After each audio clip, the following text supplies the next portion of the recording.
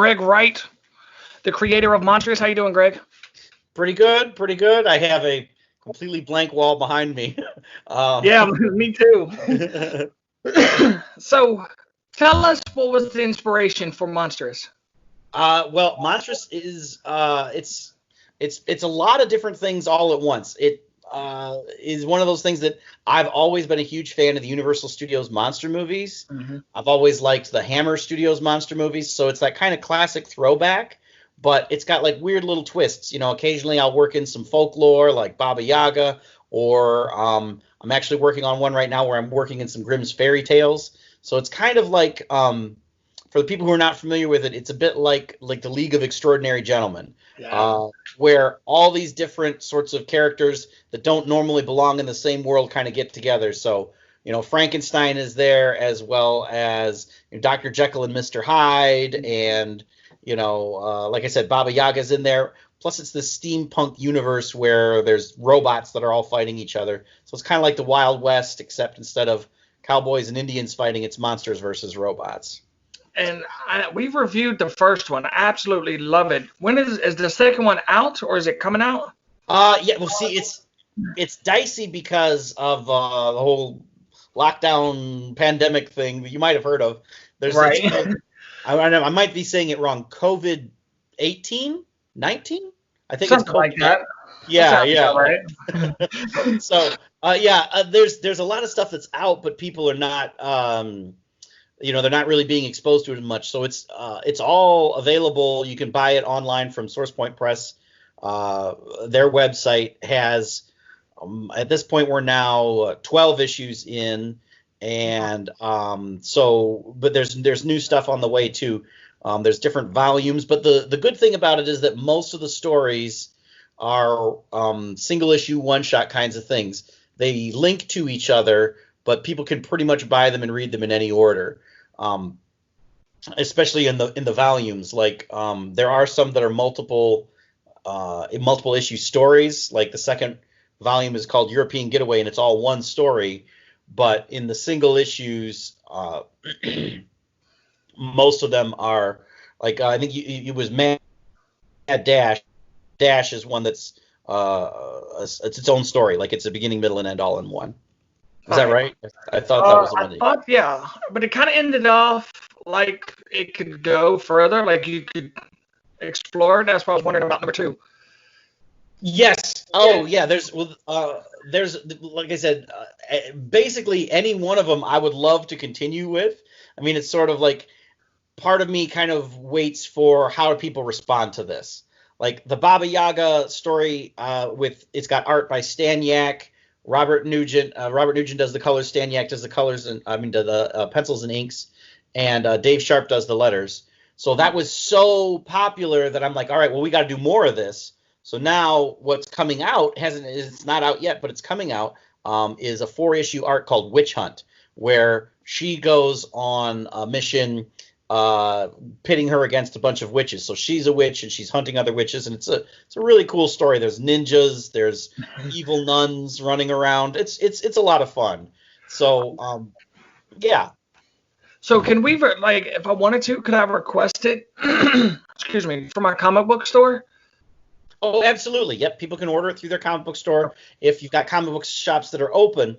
But also another really cool thing that SourcePoint Press is doing is that if you order through SourcePoint Press and you want to leave a note to your local comic shop, they will send some of that money to the comic shop as though it had been ordered through the comic shop, but they'll deliver it to you.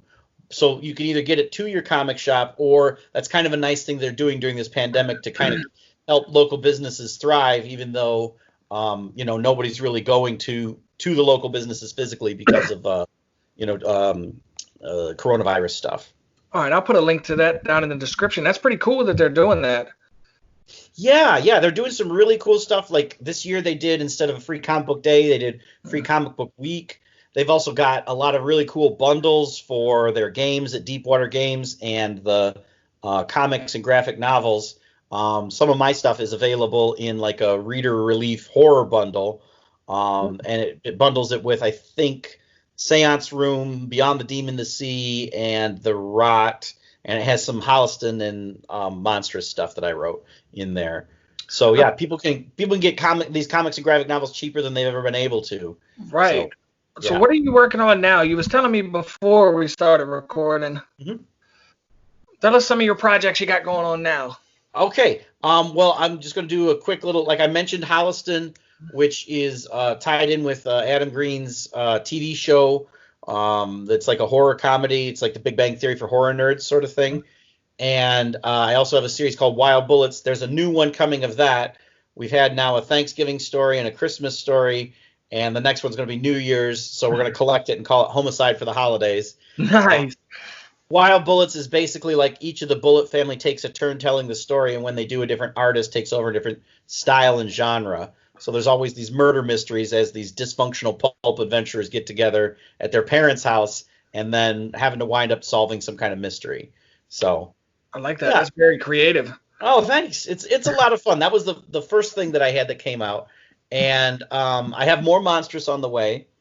And I also have two series that are in development right now. One is called Claim, which is based on a game from Deepwater Games. It's a two-player trick-taking card game where all these different factions are vying for the throne. The knights, the undead, the goblins, the doppelgangers, and the dwarves. So, like, there's these five factions. In the comic, two mercenaries, a goblin and a doppelganger, work for these different factions, but they wind up being incompetent and trying to work for their employers and wind up destroying the armies accidentally that they work for. It's a lot of fun. And the other thing I'm working on right now is Heaven's Rejects, which is kind of like what if Charlie's Angels were real angels. So it's kind of like these angels who get kicked out of heaven and then wind up freelancing on Earth, fighting demons and hellworms and zombies and the evil Pope and stuff like that. All right. And where can people pick that up? Are you going to do a Kickstarter, or is it just releasing through SourcePoint? It's going to be going out through SourcePoint. Claim should be coming out this fall. And Heaven's Rejects, I'm hoping to get either at the very end of this year or beginning of 2021. So, yeah, stay tuned for that stuff. I'm posting this kind of stuff on Twitter and Facebook and things like that. But, yeah, that'll all be through SourcePoint Press. So. Yeah, we'll put all your links down in the description so y'all can get a hold of Greg. What got you into comics, or how long have you been writing and creating comics? Like my first comic to come out was Wild Bullets in 2015. But I had been writing for a while before that. I've been writing creatively for as long as I can remember.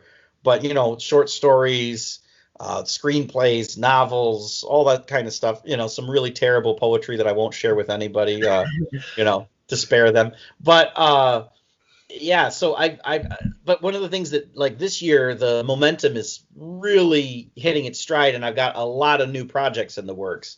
So I'm kind of disappointed that I'm not able to get out and meet people at Comic-Cons this year with the pandemic. I know, right? There's a global pandemic. Thousands of people are dying, and I am mildly inconvenienced. But right. I regret that I don't get to meet people and show them this really cool stuff in person, because I'm making more comics this year than I have in the past, and so it's a good, exciting feeling to be able to keep things going so well and having so much new stuff coming out all the time. Right. I think the Comic Cons, when they come back, it's going to be so big and so great. I hope so. Yeah. Right.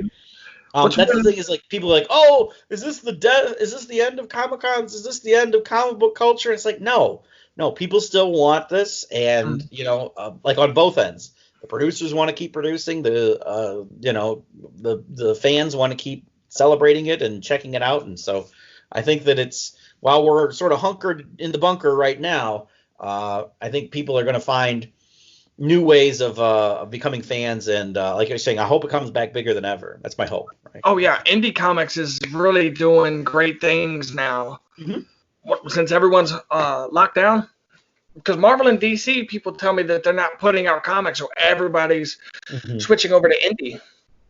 Yeah, I hope people check it out, and it's like, here's something that's new and different that you might not have otherwise thought about, and a lot of it's just as fun and good and cool. It's just that people haven't, sort of had the voices magnified, and now maybe people can check out some stuff that they aren't familiar with it, try out something new and hopefully have some fun. Yeah, a couple years ago, I was kind of worried about indie, like I really didn't know about it. But now, the more I'm getting into it, I love it because they don't play by the same rules as the big two. Right, You know? right. You can have kind of cool, weird, off the wall stuff that's a little more personal and a little more niche, but gets sort of into things that, like you're saying, you just don't see other people doing. They're not taking those same kinds of risks. Right. Some of them gets really weird, but some of them are really great also. What advice would you give to new writers or new creators just trying to put out a book? I would probably tell them to get a different hobby. No, I'm kidding. But like one of the things is that I do say this to people though, that if you've got another option, you seriously, like if you can live without writing, do so, right? Or if you can live without creating, do so. If you can be happy saying, you know what, I'm going to take up water skiing instead, go for it. But if you got to do this, really commit to it and do it and make new stuff. I would say it's good to talk about it. It's good to listen about it. It's good to read about it. But the biggest thing is making something so that you can show to people and say, all right, here's a thing that I've got that's finished.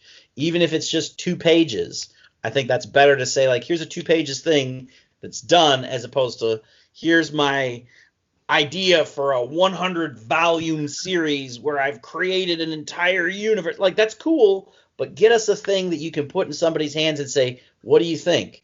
So I guess my advice on that is, I'm joking to tell people to not do it, but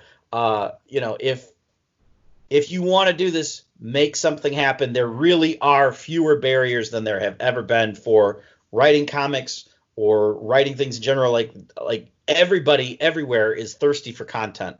So put more stuff out there and just keep doing the thing. If you enjoy writing, have that be its own reward. Not that it's about how much money are you going to make. Can you quit your job tomorrow? Because those are not necessarily good, goals that you can control. But instead say, I can control me and what I'm creating and what I'm doing. So I'm going to make something and I'm going to finish it and make it the best that I can. I hear that a lot. That a lot of people tell me, don't get into comics for the money. Get into comics because you love it. Mm-hmm. Do you agree with that statement? Oh, absolutely, absolutely. Because I'm always waiting for the check, right? Right. And it's always smaller than I think it's going to be. But no, I'm kidding. I have, I'm working with great people and I've had really great opportunities. I'm not complaining, but it's one of those things that's, I also teach, and I think people don't go into teaching because of the money, and I don't think that people go into creative endeavors usually for the money either. If you are excited about this, if it's like I said, if it's something that you feel like, hey, I've got to tell this story, I got to get this out of my brain and into the world, like that's the people who get things done, right? If it's Right. like, hey, I love this and I'm excited about this and I'm so on fire about this that I bet other people would enjoy it too, because whatever it is that you're into, somebody else out there is into it too. So if you think it's a cool idea, make it happen because somebody out there is like you and says this needs to be in the world. Mm-hmm. All right. Let's see. How did you get contacted, or did you contact SourcePoint, or how did that come about? I started with Wild Bullets. That was through the Michigan Comics Collective, and that was a nonprofit that Travis McIntyre was running before he sort of got on board with SourcePoint Press. And so, like, some people kind of just went through the pipeline there. It was kind of funny because this past weekend would have been Motor City Comic Con, which is one of my favorite Comic Cons. It's sort of the hometown show. It's where I first went to a Comic Con. It's where I first started selling comics. It's got a special place in my heart, and I love seeing people there. And I really missed the chance to do that. But I did that the first year, and I just had some copies, some just printed out copies of Monstrous, and I had Wild Bullets, which was formally being released. This was its big release, was at Motor City. And I was selling this stuff, and I really caught the attention of the people at SourcePoint Press, where they were like, oh, you really know what you're doing. You're able to do this well. If you want to keep sort of putting in that that hard work, we want you sort of on our team.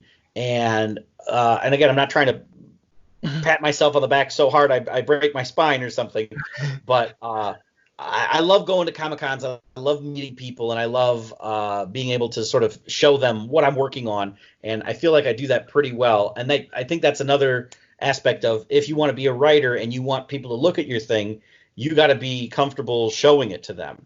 Mm-hmm. So, don't just hide it under a bushel or put it in a desk drawer and say maybe someday, because there's never going to be a day where somebody's knocking on the door and they got one of those giant checks and they're like, we want to buy everything and you don't need to do any work and we'll take it from here. You got to pound the pavement and put things in people's hands. Right. Do you prefer digital or physical? Like, how do you do your comics? Do you do them? I had a phase where I was doing digital and I'm like, this is great. And I can just have it on the screen. I read it faster that way. But I think, like a lot of people I know, there's really just something about having it in your hand that you can read it there. I do both, and I still do both, but lately I've been leaning more heavily on the physical copy, and maybe it's because we're sort of in lockdown now, and it's like, okay, well I will hold this book and I'll take the book on a walk, or I'll take a book out on the deck or something like that. But I do both, and I understand and respect people who like to do both, but at a Comic-Con, I can't put a digital thing in somebody's hand, Right. So there really is something about like flipping the pages, and there's something that's kind of magical of like, hey, I did this and here it is in my hand. Mm-hmm. That feeling will never get old to me. I love digital comics, and if people want to check it out, go for it. But to me, it feels sort of, I read it faster, I pay less attention, and it feels a little more disposable. Whereas if I've got a book, I might give it to a friend or something like that, but I'm not just going to be like, okay, I'm done with this, delete forever. Whereas I might do that with digital. Right. So did you draw monstrous, digital or physical?